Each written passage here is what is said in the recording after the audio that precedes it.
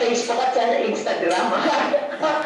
Parang pang ano nga, dahil pang, ayun sabi ko, FHM. Oo. Fight hanggang maumay 101. Sexiest. Mga ganon dahil. Mapaandar lang.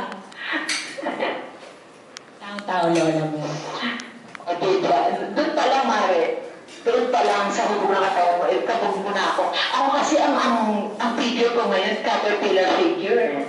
Pero Mare, aminin mo, ang ganda-ganda ng likod mo. Pag yung ay nakagown ka, tapos ang ganda, ang kinis-kinis ng likod mong ganyan. Kaya parati kang mag-backless.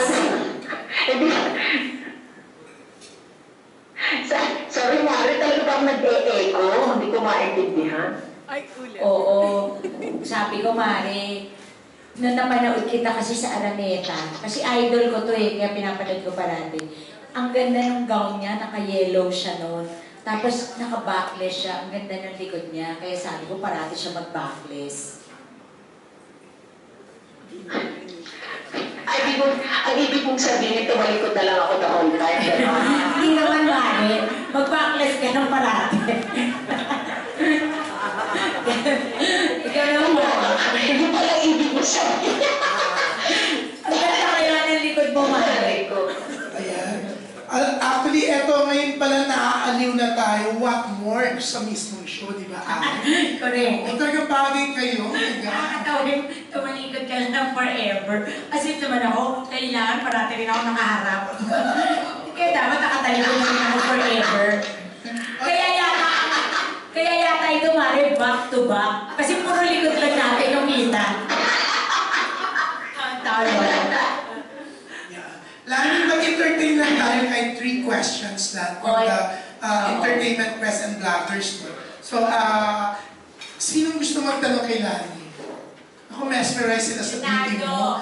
Parang, Junardo. Ay, hello, Junardo!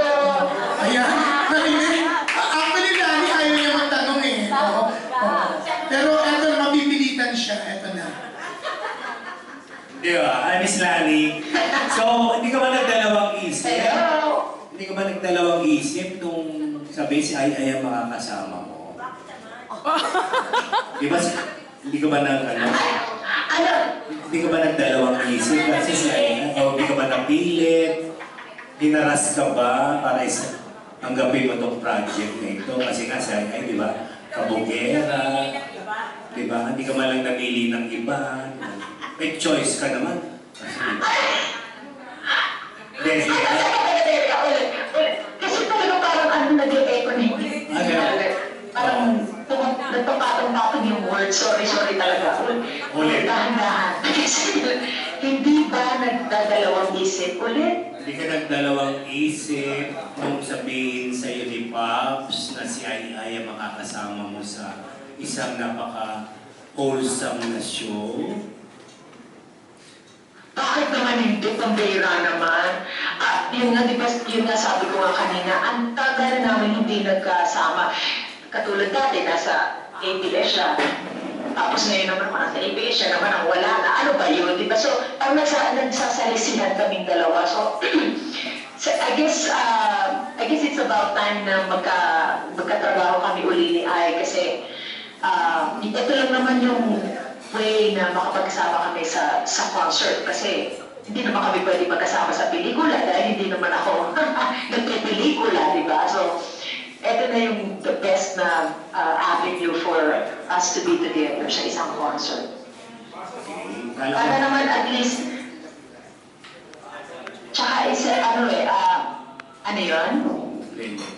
Baka akala ko hinaras ka. Wala namang harassment sa part mo. Nagawin na ako, makakatulong ka sa career ni Ay bilang nagbabalik siya sa concert scene.